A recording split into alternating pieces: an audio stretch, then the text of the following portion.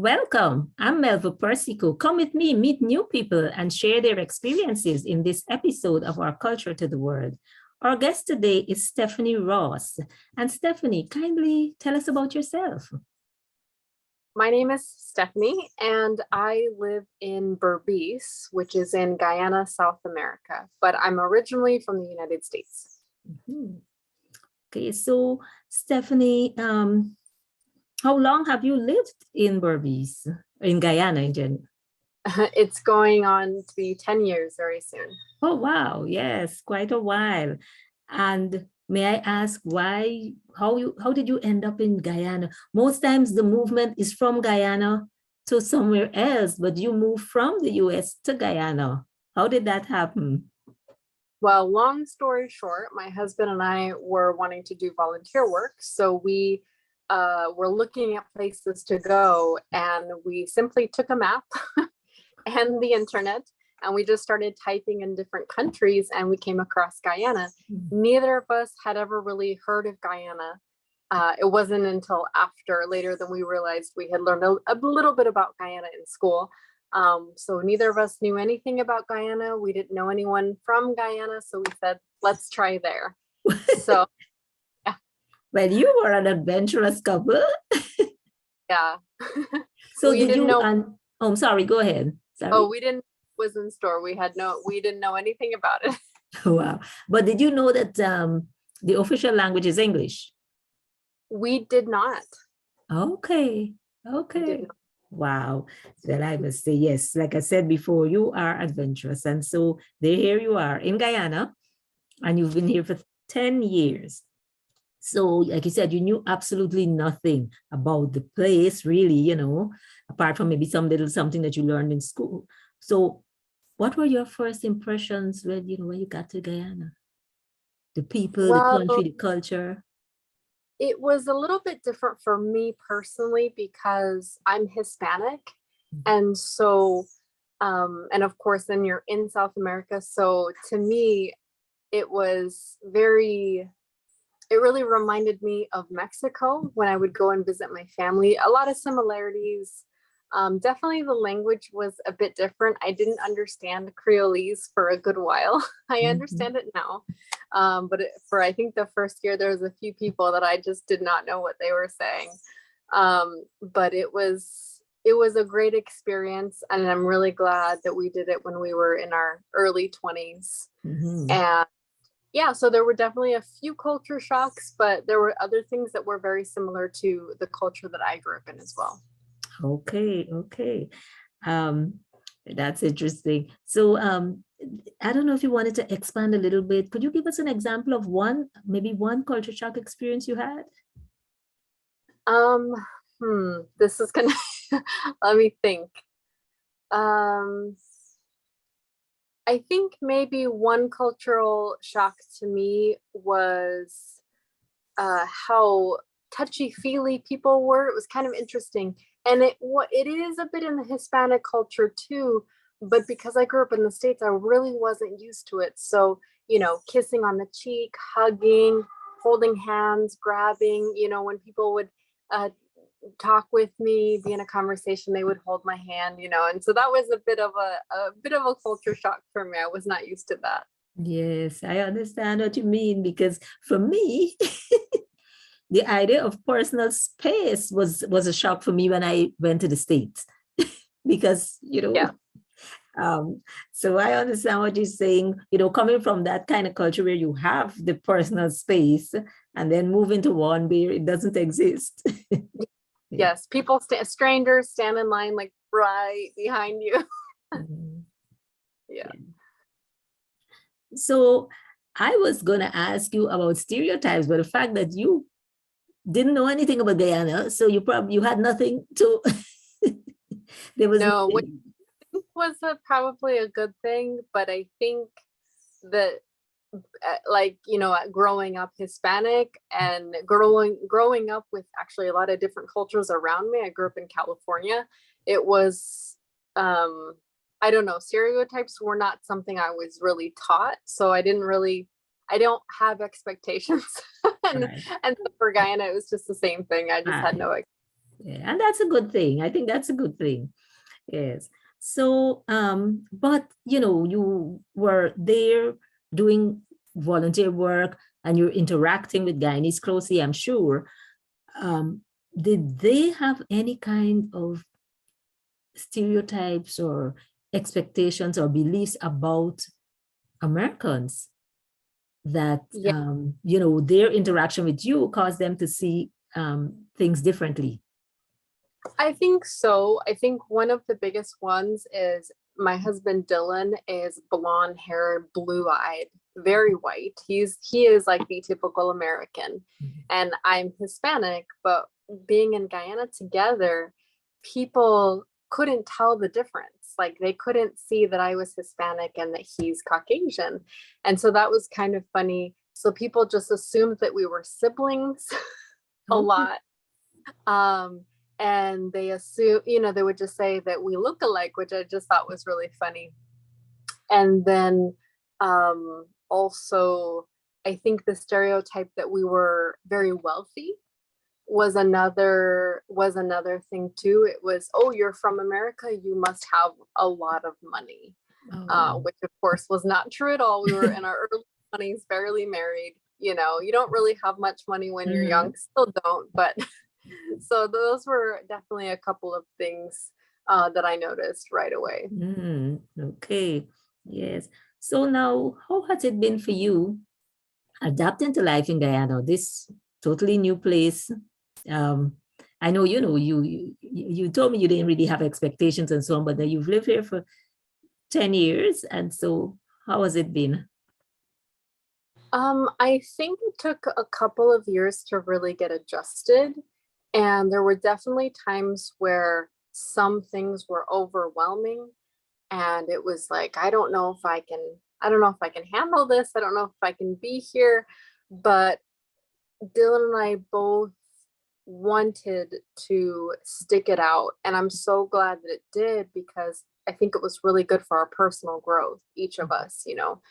And then now looking back, some of those things just doesn't matter anymore. I can't even remember, some things that were a struggle for me.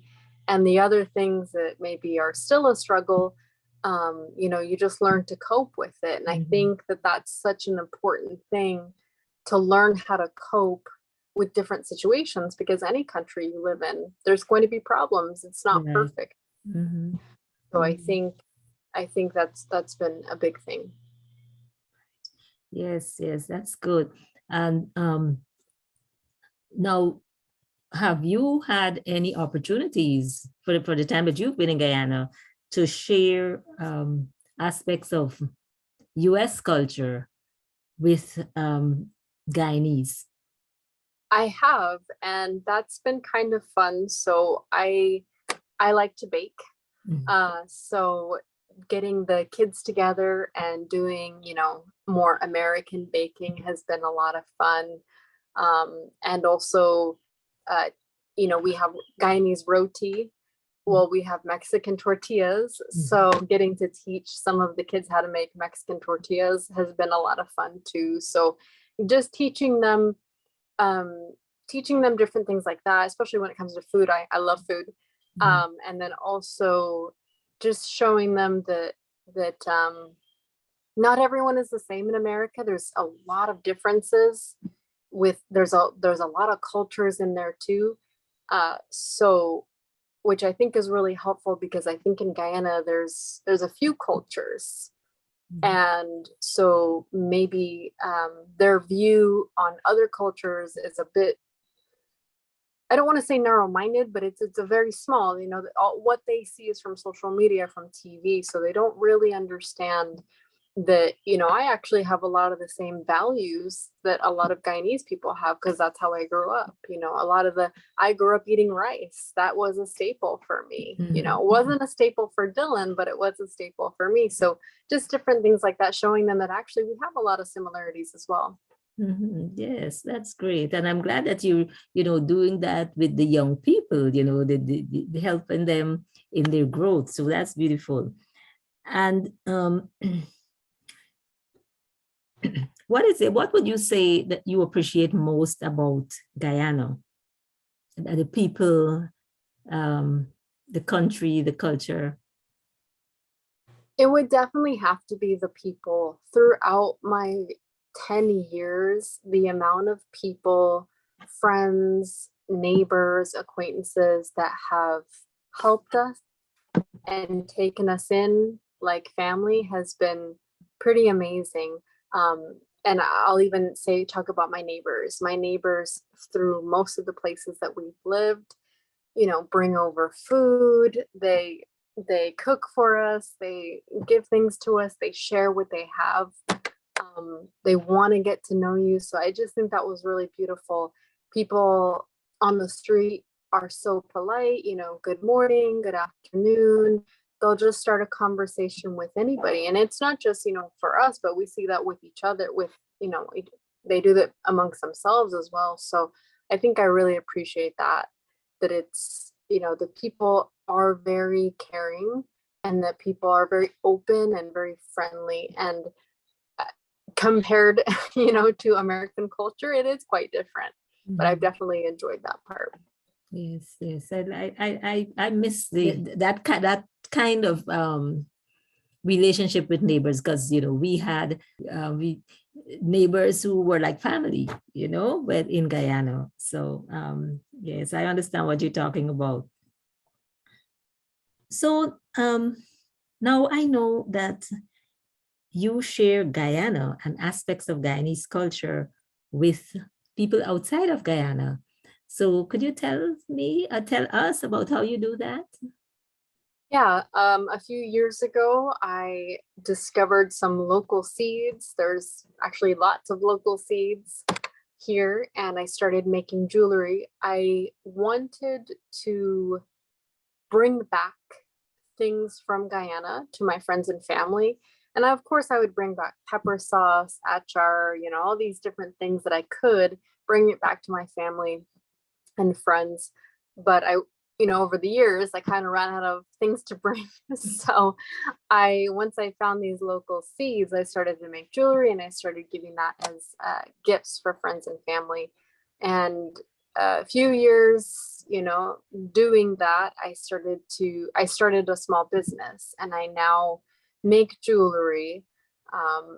And I have an online shop. And so I'm able to share those Guyanese seeds with people outside of Guyana, and I get to teach them a little bit about Guyana in the process. Mm-hmm. So what are some of the seeds that could you tell us about some of the seeds that you use to make your jewelry? Yes, I have got a couple seeds near me, but the first one I have, you may have to get a picture for this later on, but this is our Job's Tears seed. Mm-hmm. It's a very common seed. This grows all over, and what's amazing about this seed is that the plant that it grows from, most people see it as a weed. So of course they cut it, they burn it. A few months later, grows back. So we have all of those growing, and they actually have a natural hole. So very, very little work needs to be done to be able to use those seeds. There's also canna lilies here in Guyana that grow wild, beautiful flowers. We use the seeds there too. And also fruit seeds when I can get my hands on some fruit seeds. So that would be like tamarind, tamarind, soursop. I haven't tried watermelon, but I want to. Okay. Definitely soursop and tamarind, very common. Okay. Yeah. So I have an earring here that I bought from your online store with Job's Tears.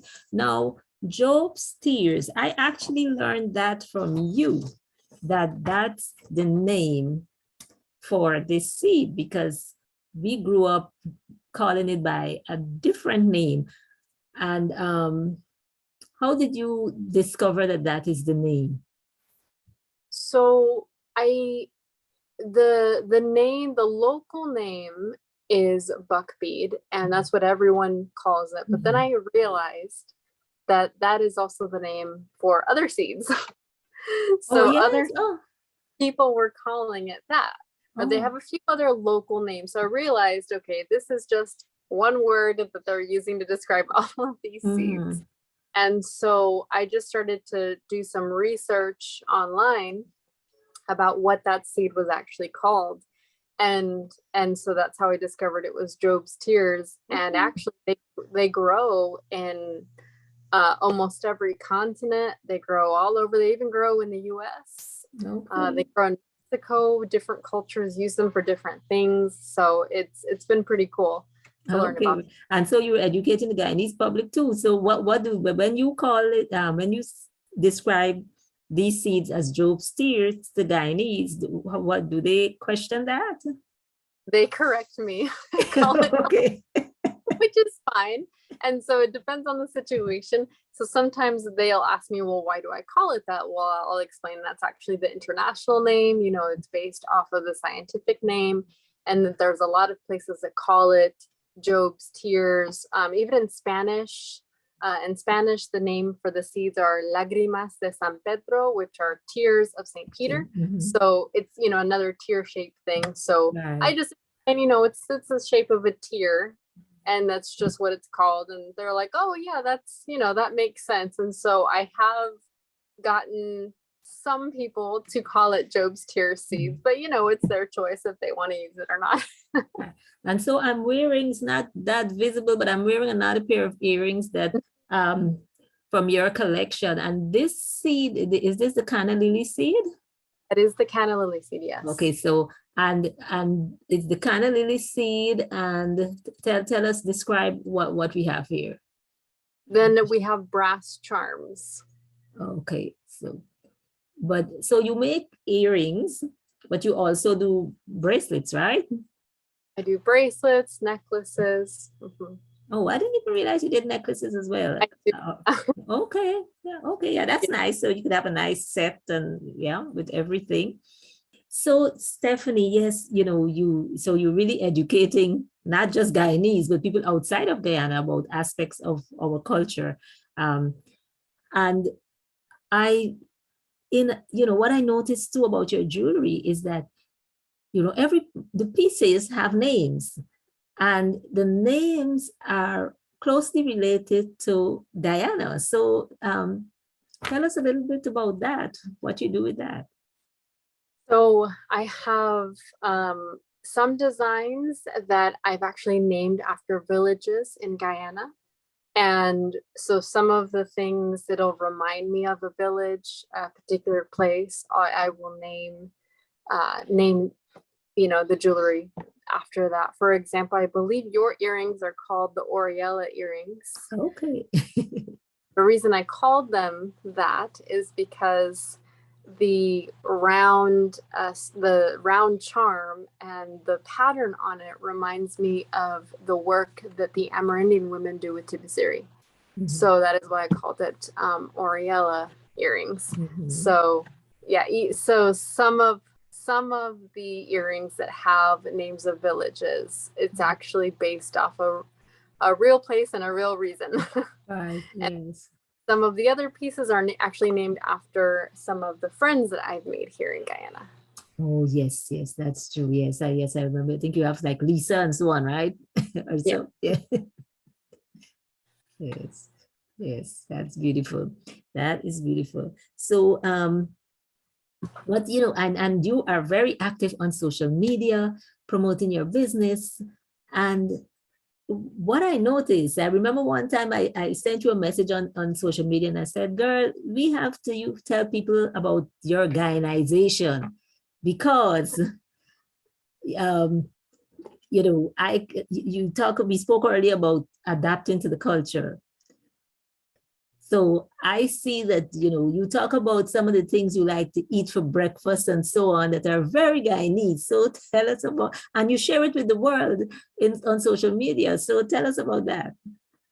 Yeah, so I really try my best to show some of the local things that we get to have. For example, we get to have a garden here. So we have lots of banana trees. And so I get to have fresh bananas. So I get to share that. Or if we go to maybe a local restaurant, we have local foods, or we have someone cook for us, or we use local ingredients. You know, I like to share that. I'm a little bit ashamed to show my Guyanese cooking